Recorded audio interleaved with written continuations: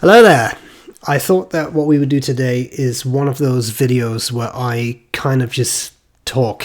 And this topic was suggested to me by Michel, who reached out to me through email, and he said basically this. So he has friends and they are they like wine and they want to take a wine tasting course, and he was nervous about that because he said something along the lines of, what if you learn how to appreciate expensive wines, and then wines that you used to enjoy are no longer of interest to you. Now, of course, I know nothing about wine because I don't drink, but the point here was about pens. His point was a similar thing could happen with pens. He was about to purchase a more expensive pen, and he said, now I'm afraid that if I do that, I may not enjoy the more inexpensive pens that I own anymore. And I thought that was a very interesting point and something that's worth discussing. So here's my thoughts on that topic. I have seen it happen, and I have, first I would say I have noticed in a lot of people, this is not addressing the issue at hand yet, that as they get interested in fountain pens, as their budget allows, they start to buy more expensive pens. Now, for some people, a more expensive pen, that could be a $50 pen. For some people, it could be a $100 pen. It could be a $1,000 pen. The sky's the limit, right? But what is interesting there is that, yes, as you do that, which again many people do, as you experience more and more exclusive pens, you will notice certain things. There is, or at least there can be, quite a difference between a stainless steel nib and a solid gold nib, for example. There is a difference in feeling and sensation as you write with it. As you get to more expensive fountain pens, you also start to buy a specific kind of luxury in the materials used. Maybe instead of acrylic, it's celluloid. A lot of people like celluloid. Maybe there might be some more precious metal on it in general, gilded trims or whatever. You might get into the realm of more exotic filling systems, not just a cartridge converter, but maybe piston fillers, vacuumatic fillers, fancy systems like, say, Coned has. Not that there is anything wrong with cartridge converter filled pens. I'm just saying you start to get into territory that's different, right, from say a $10, $15, $20 fountain pen.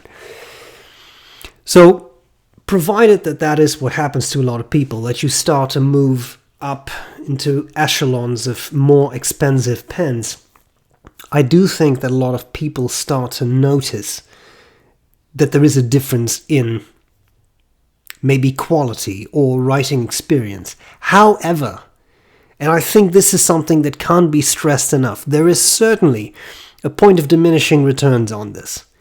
At some point, you are buying pens that really are expensive to be expensive. They're expensive because they are limited edition collector's pieces. They're meant to be exclusive. They're designed to be exclusive. And at some point, they don't write any better than a more inexpensive pen. Now, I don't have a specific number in mind. I can't say at $495 that's where it happens. But I have heard from a lot of people that have had that experience. And some people are disappointed straight away. Some people purchase their first expensive pen, let's say their first gold nib pen, and they say, it's not what I expected at all. I thought it would be mind-blowing as an experience, and actually it writes not that differently from my steel nib whatever pen. So I think the first part in my thought process of this is you move through these pens if you choose to purchase more expensive pens, whatever that looks like for you, but you will find out fairly quickly that there is a point of diminishing returns where you really are buying luxury that doesn't add anything to the writing experience. And the fancy, expensive limited editions, I think, are a very good example of that. That's the first point. Now, the second point is, yes, I have seen it happen. I have seen it happen, including in myself, that you get to a certain state, you buy more expensive pens, and then you kind of turn your back a bit on less expensive pens. And I have found, for myself, that I've actually made an active effort to revert that, to try to not do that. And I'll give you one example. This is by no means an incredibly expensive pen, but this is not an inexpensive pen. This is a Visconti Opera Master. Oh, there are pens out there that are much, much more expensive than this, but there certainly are cheaper pens. I love this pen. I really like it. It has a nib tuned by Mike Matsuyama, who's a great nib master, so it writes really, really pleasantly. I love using it. I like the filling system. It's a double reservoir power filler. I love the material. It's a very attractive tortoise brown that I just really like. So I like that pen. But recently, I'm in a special position, right? Because I as a reviewer, companies send me pens, so I'm incredibly fortunate with that. Some of those pens are expensive, some of them are less expensive. This is by no means the cheapest pen you can buy, and I'm sorry I don't have the price in mind from the top of my head, but it's an Asvine pen. This is the P80. I've reviewed it. You can look it up, and you would find the price. But this pen is certainly a lot less expensive than the Visconti is.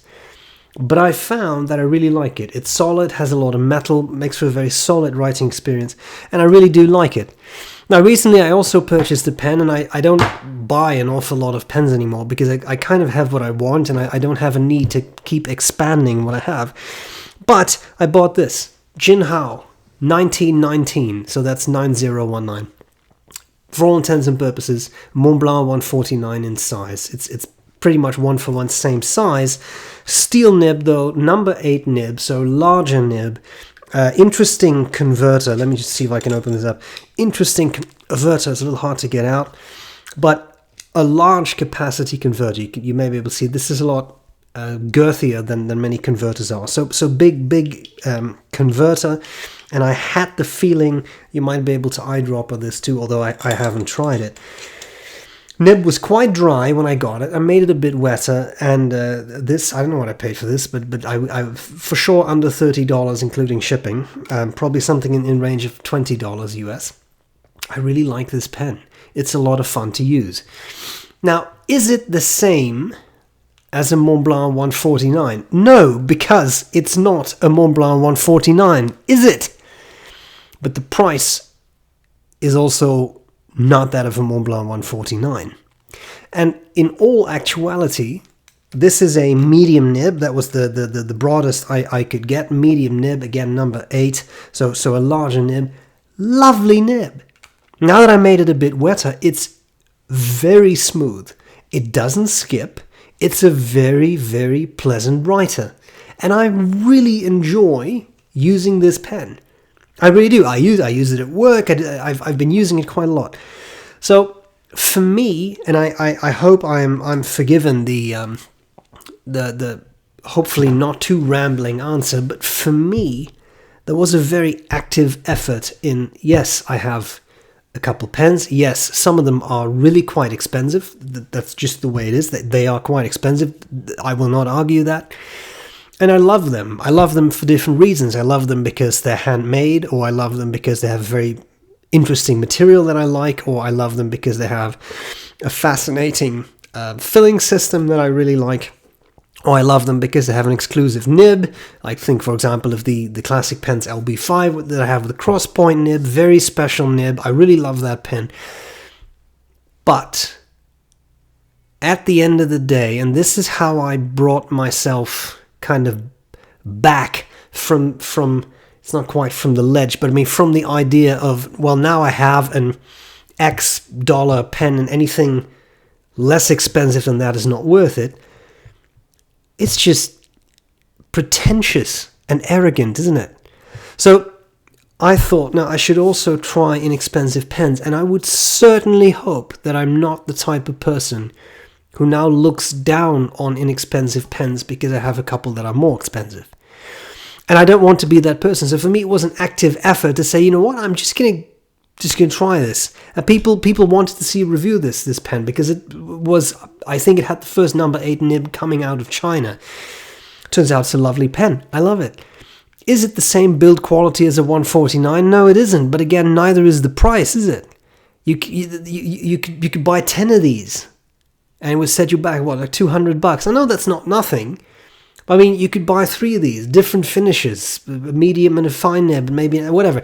So, very interesting. But that's active effort.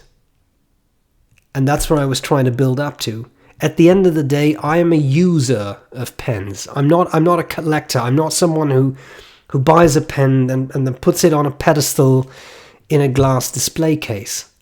And if you do, there's nothing wrong with that, right? I mean, some people consider pens investments. I think they're terrible investments. But having said that, I understand that some people want to purchase expensive limited editions, put them on display, don't use them. I don't see the point in that myself, given that these are objects to be used, but intellectually I can appeal to that idea. You buy an expensive limited edition, you collect that, I get it. But because I'm a user, at the end of the day, for me it's a matter of, but how much fun is this pen to use? And I have found that some inexpensive pens are terrible. They're dreadful writers. But likewise, I have found that some really expensive pens are dreadful. I have reviewed, especially through Joost Appelboom. He has sent me some of the fancy Mont Blanc limited editions, and I've hated some of them. I found them very uncomfortable. They had sharp bits sticking out everywhere, all kinds of stuff bolted onto them. I didn't like them. And this is not a dig at Mont Blanc, because whatever they make, there will be someone who loves that pen, right? But they were uncomfortable to use. I have seen expensive pens that would not write, that required work to make them write. And likewise, I've seen that on inexpensive pens. So at the end of the day, a pen is a pen is a pen, if it writes. And that's how I judge it. And I will say this Jinhao, it outperforms some pens that cost 10 times, 15 times, 20 times what this cost, in my mind, with a little bit of tuning of the nib. But it's a lovely writer now. So that's how I've done it.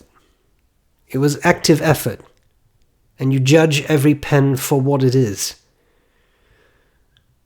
And as long as it writes, and it writes well, there's no reason whatsoever in my mind to look down on that idea, look down on that pen, even though you may have more expensive ones in your collection. By the way, research consistently shows that wine experts cannot tell the difference between a $5 wine and a $40 wine when they're blindfolded. Anyway, that's a different matter, isn't it? So I think with pens, to a large extent, it's the same way. Imagine that you could you're a pen maker and you can make pens, and you make 5 pens. They're all exactly the same. They look exactly the same. They feel exactly the same. And then you blindfold someone. And then you put a well-writing gold nib on it, a 14K, and another one an 18K, and another one maybe a 21K. That would be a sailor nib.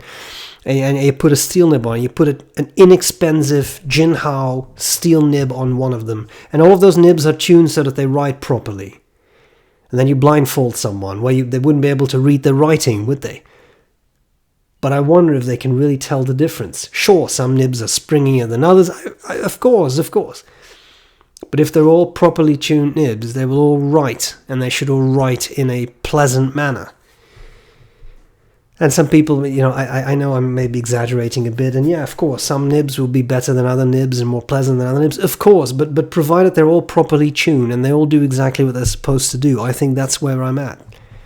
I'm not sure some will be able to tell the difference.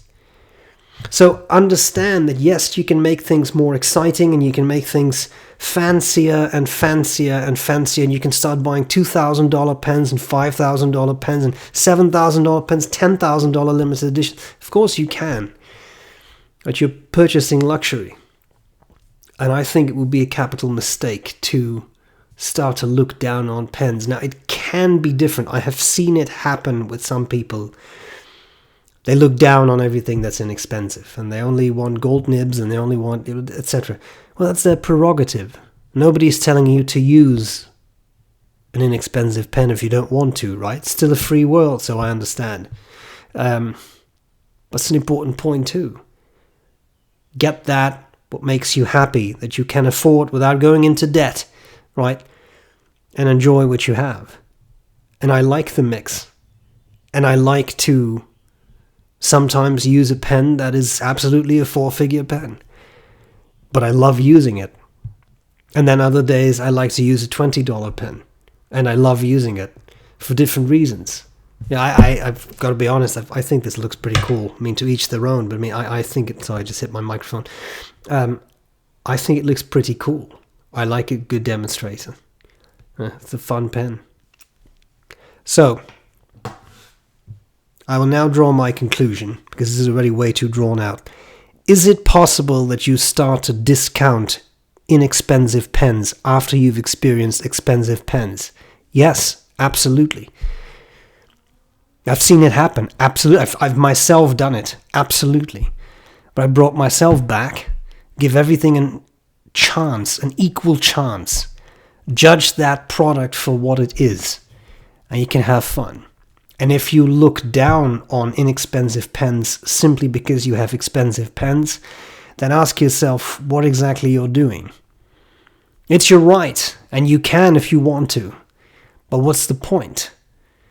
Nobody's making you buy the Jinhao. But how do you make people feel if all they can afford is a Jinhao, and you show up with your $4,000 pen?